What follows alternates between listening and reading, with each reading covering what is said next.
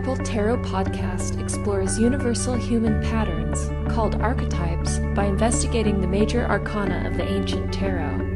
We recognize these archetypes because they are present in our own life stories, myths, and culture. Each card represents a stage of the journey for understanding the greater story of our lives.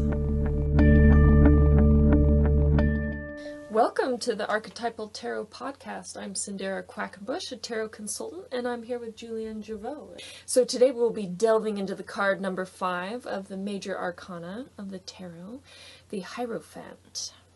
So we'll be exploring a lot of different archetypes with this today and some mythology, so I'm excited to explore this with you, Julienne. Likewise. Let's get going. So just to take, at first glance, a look at the card, we have the Hierophant here. He's on a throne, which is kind of an image we're getting used to in the tarot in this first row. We have a lot of big archetypal figures, and that's why they're all on thrones. But he's in a different setting, and the pillars that are behind him represent this internal state of affairs, this institution of this religious setting. And, you know, we all look at the Hierophant and we recognize, oh, okay, I'm seeing the Pope here. He's got all of this regalia. He's got the 3-tiered crown. He's holding a staff. And he's got one hand raised with the sign of the benediction. So we have some Christian imagery that's coming through here. But as we'll explore, that this figure is something that can stretch across different cultures and hold various archetypes. And this is also the first card in which we see other people in the card. Mm-hmm. Up to this point, we've only seen just one figure. And here in this card, we are seeing they're rather small, and they're on the bottom side of this card, and we don't even see their faces. We're seeing their backs, and they are facing the Hierophant. And below the Hierophant, we have a pair of crossed keys, and he's wearing a robe of red. And he looks quite severe. You know, he looks quite into his place. So once again, that's an exploration of the Rider-Waite tarot version, but it's quite similar to the ancient tarot card coming from France. So now an exploration of this card. What are your first reactions to this card, Julienne? I think you made a really good point about the last few cards that we've looked at, starting especially with the High Priestess, the Empress, the Emperor. They're all on thrones, or they're all on they're seated in some place of honor. And that just strikes me as being part of this journey, starting with the Fool through the Magician, that there's these last 4 cards, these 2 sets of masculine and feminine on thrones. So there's something bigger here.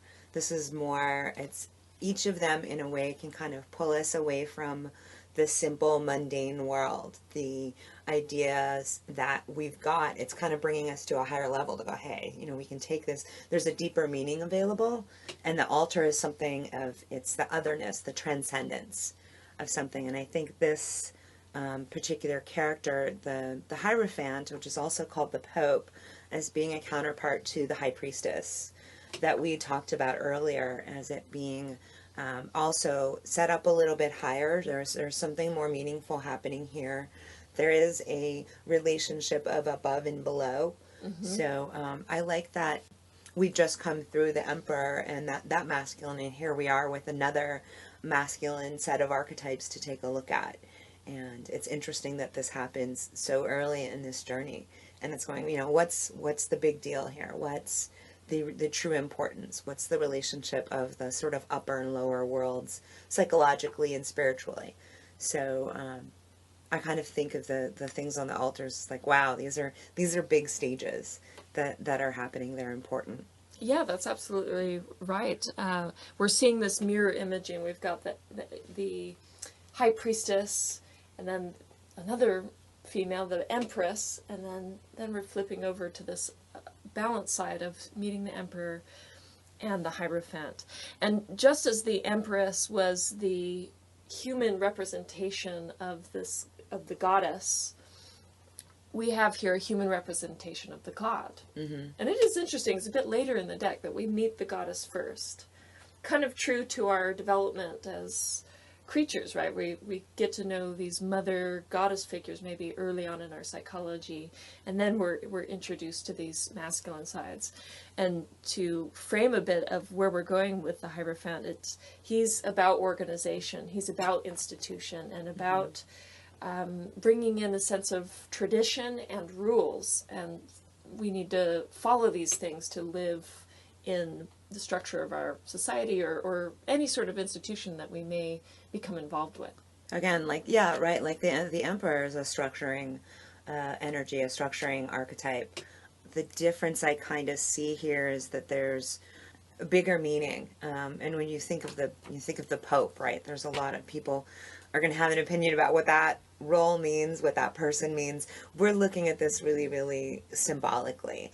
And when I look at the word, when I think of the Pope and that idea, you think of religion. Symbolically, the meaning of religion comes from, I believe it's a Latin word, relegare, which means to realign and to connect. So in a way, it's a little bit like the word yoga means to yoke. It's a bringing together, and the image on the card is of the Hierophant with the hand in the benediction, but that's several fingers pointing up and several pointing down. So it's that coming together of two ideas, of the above and the below. If you look at it symbolically, it's not about religion necessarily as being dogmatic, but of a realigning and bringing things together again, and seeing the importance of what it is maybe for this the journey on the day-to-day basis, but what's the higher meaning of it?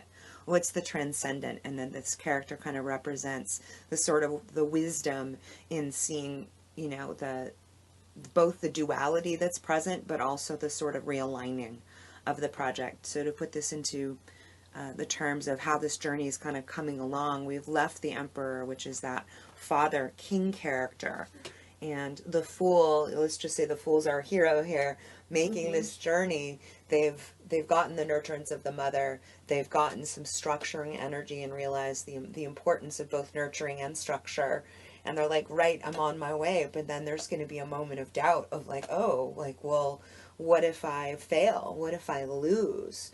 And the Fool comes running into the temple, or to the symbolic wise man, which is also part of this, the Hierophant, going, well, what if I fail? What if happens? And the idea is that this wise person, this masculine wisdom carrier, says, to look deeper at what's going on. What will you really lose if you fail? What is failure? Do you actually lose anything? And I think that's a really important part of the journey, because it's something that it's a fear that we will hold, but we don't necessarily look at. Or we look at it in a way of like, oh no, I wouldn't want that to happen. Forget it. I'll put that out of my mind. The Hierophant is asking us to look at that. To go, what will you? What is the true? What is the bigger wisdom?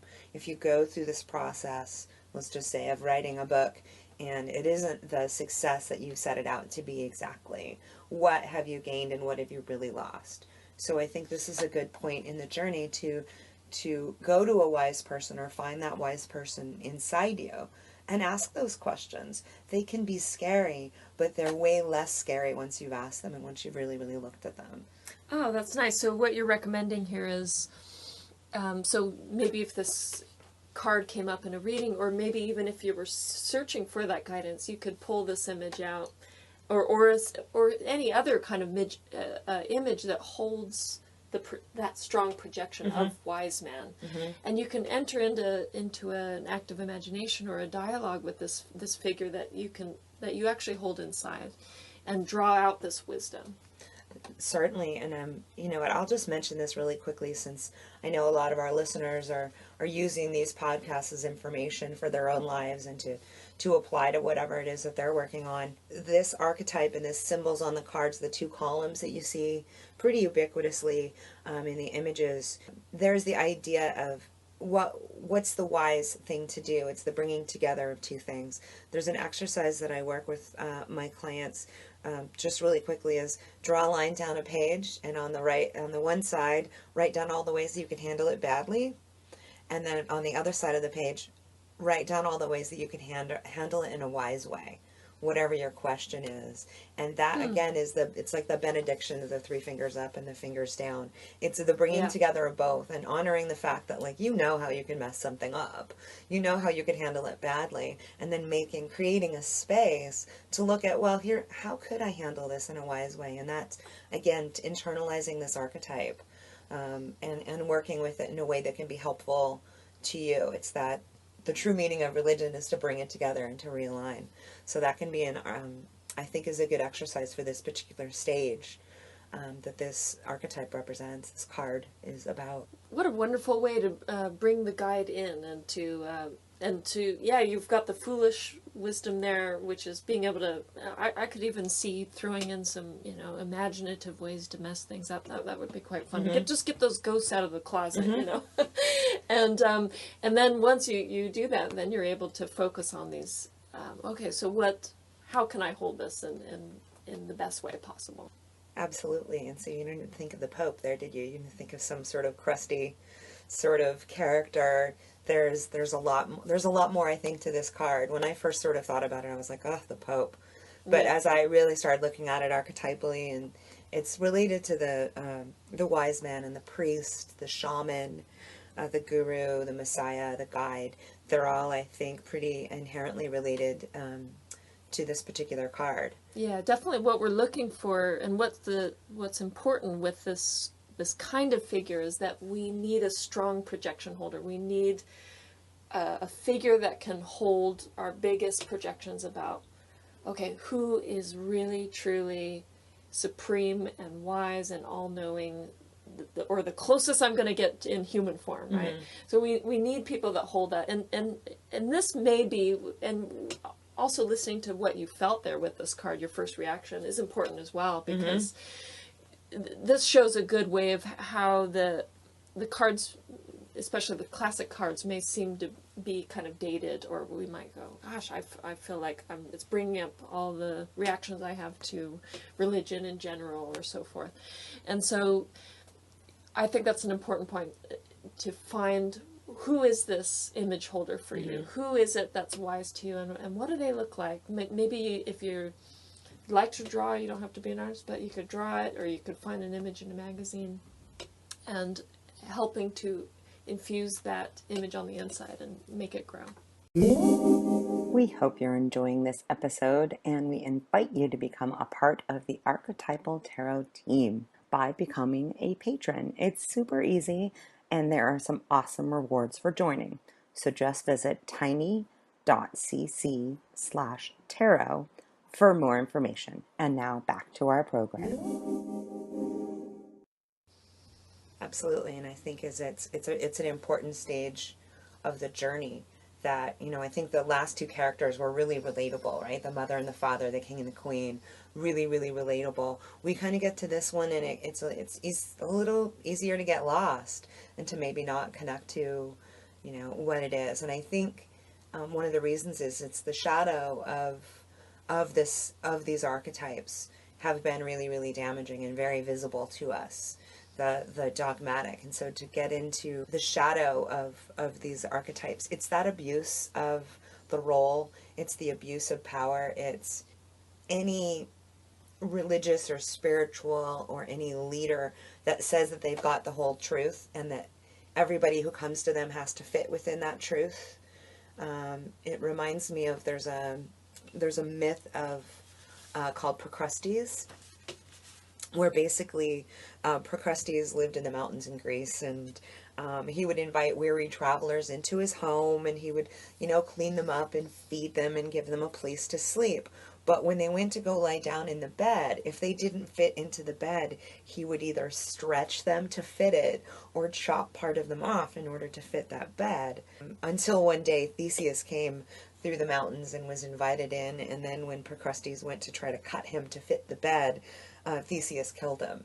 So this, in making the road safe for everybody to come along. So the idea there is that anybody who is, welcoming people in and teaching them and showing them the way, but also having to basically desecrate their own beliefs or cut part of them off to fit whatever it is they're teaching, that there's something wrong there, that's the shadow, that you can't just take everyone and fit them into this one small idea.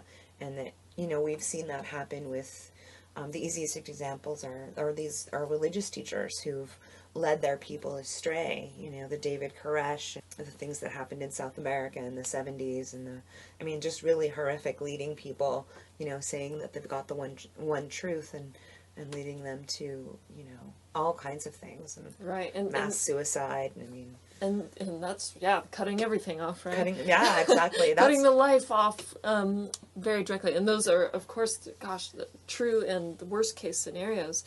And I'm also interested in how it is that we are living this, even outside of religion, just by engaging in institutions. So whenever we've got a rigid code of rules or a way that's professional or a way that we need to be, what is it that we cut off to fit into these forms? And it feels like a very loud voice, like this is the way we do things here, and when you come in and when we show you the ways of the business world or whatever, then we have to cut off so much of our little quirks and our personalities, creativity, oftentimes, to fit the mold. Sure, you see it in the corporate, you see it in corporate structures and business structures where they're like, this is acceptable, that's not acceptable.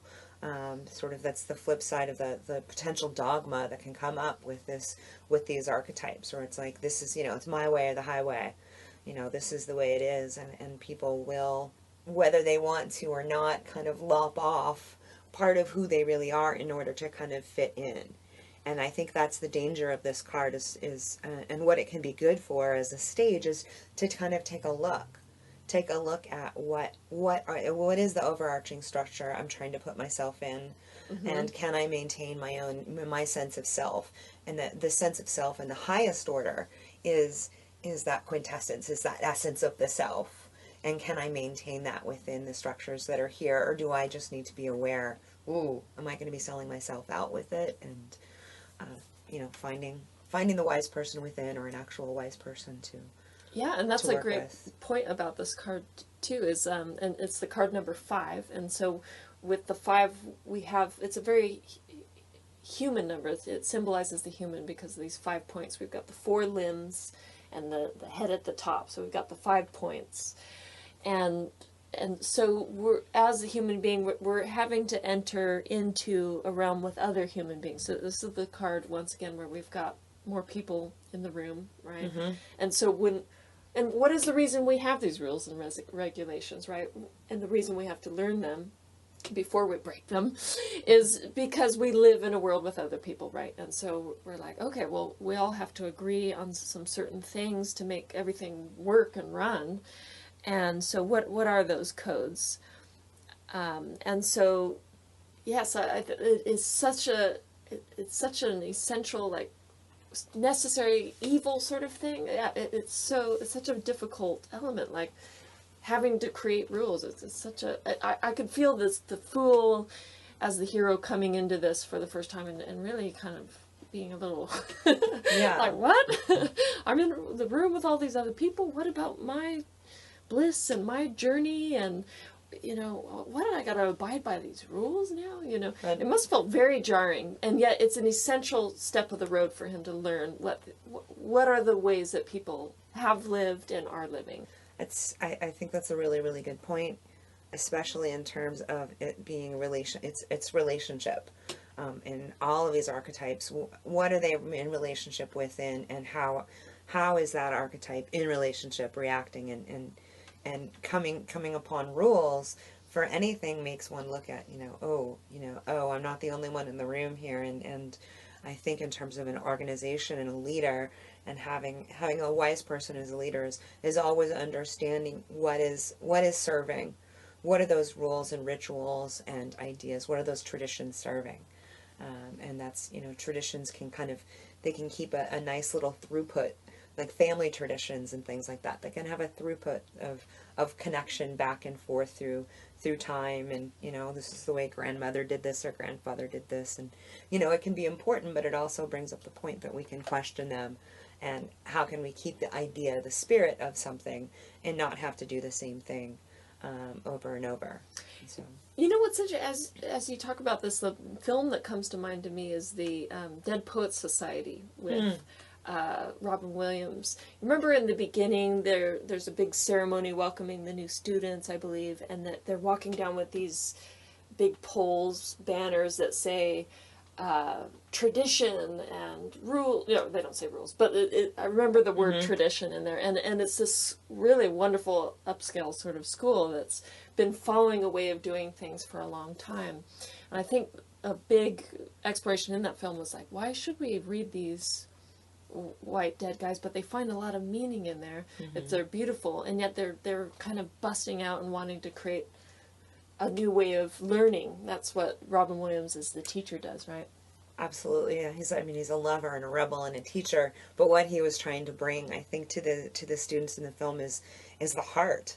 You know, what you know, the archetype of the lover, like the eros, the moving out, and the appreciation of things. And he's, you know, a wise man in and of himself. And that, yeah, that is, I think it's a good card to kind of, this card and that movie there's a relationship in there of what traditions are important. And he brought his own sort of underground tradition in the movie. They belonged to what was called the Dead Poets Society, and it was this underground tradition that had been, you know, basically had died out when he left the school, but when he came back to teach, he brought it back.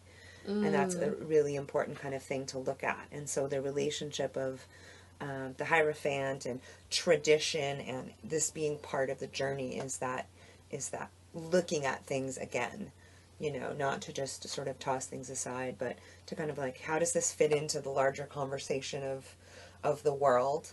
And also what's, you know, looking again at wisdom and finding and following that wisdom. And so we have, you know, the priest and the shaman, the guru and the guide, and looking at that. You also mentioned the numerology, the 5. I think of the 5 senses too. And that again is very, very human. And so this stage of the journey is bringing things together and seeking wisdom.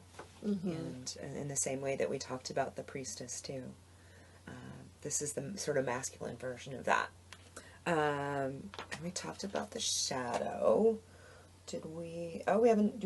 Should we talk about films and the way we've seen this in the culture? Yeah, sure. We're heading in that direction. We did mention the real life example of David Koresh and the Branch Davidians and things like that. And when I was looking around for who are our big, you know, sort of shadow characters, I thought about, you know, any sort of preacher, man or woman who's really just set themselves up to be the voice of God. You know, they're the Messiah, they've got the way and only their way, and they've set up rigid rules. So anybody out in the culture that we see doing that, we would see as sort of the shadow Hierophant. And in films, I came up with some interesting ones. Paul Dano, who's a young actor in There Will Be Blood. It's kind of, I mean, he's very, very vehement and fiery, and, you know, he kind of preaches that his is the only way and this is the way. That was an interesting character. Also, Tom Cruise in the film Magnolia. It's from 1999. Interesting character. So worship the cock. Oh no, we can't have. We have to have an explicit rating on our podcast. But anyway, he is essentially this guru. I just broke a big institutional rule. Oh, Cyndera. All right. So if you see this film, you'll notice that Tom Cruise is really proselytizing this very sort of masculine, here's how to get a woman, and he is very much this character, this sort of guru guide, you know, pretty much in the shadow, really arrogant, where basically his own ego has taken over any connection to anything transcendent. So that was an amusing one. I'll also mention, it's a really old movie, but it's very, very good. It's called The Night of the Hunter. It's from 1955, and it's Robert Mitchum, and that's all I'm going to say about that. So if you see the movie, you will certainly see the shadow of the archetypes, as well as the archetype of the father. And so for the light aspect, This one is the best. Yoda.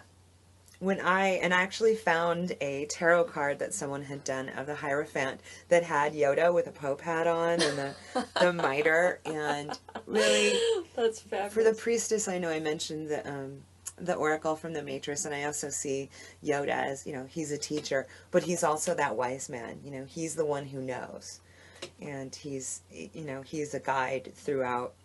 Ben Kingsley in Gandhi.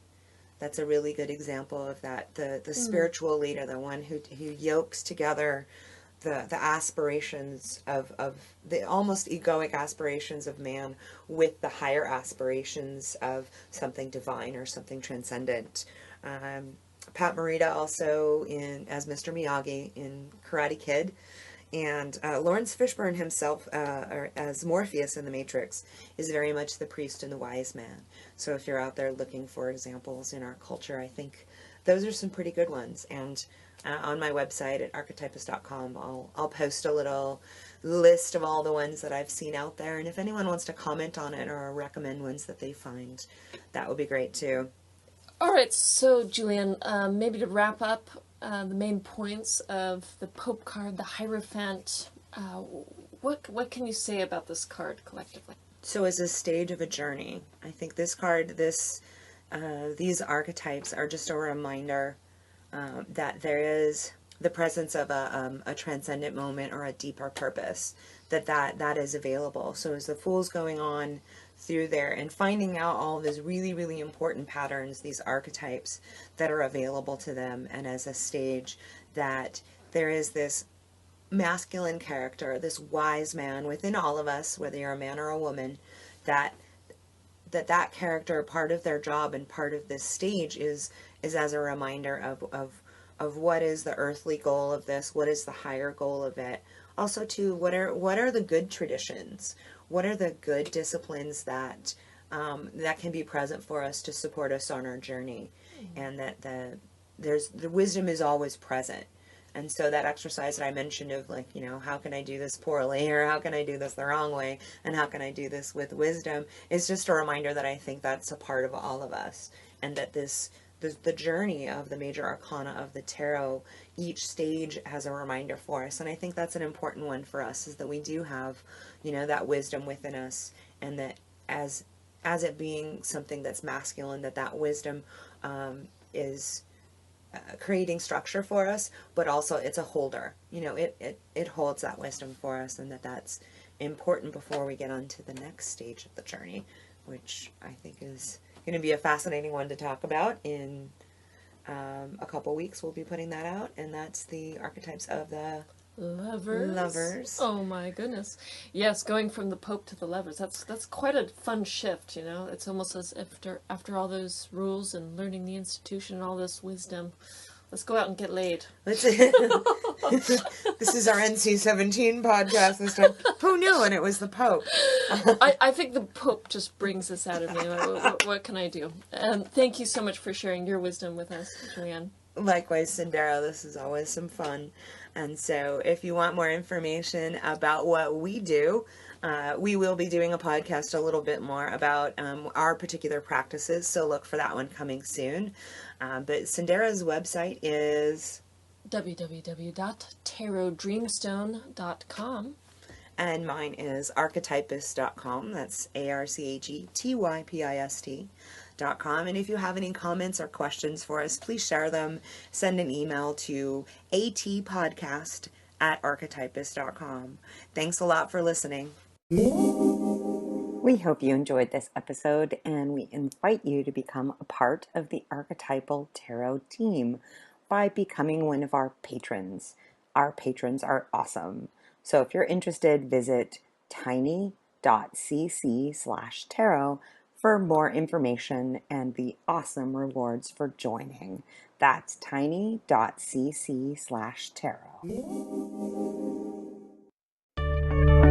Thank you for joining us for the Archetypal Tarot Podcast. For more information on Cyndera's work, please visit her website, tarotdreamstone.com. For more information on archetype consulting, visit archetypist.com. That's archetypist.com. Thanks for listening.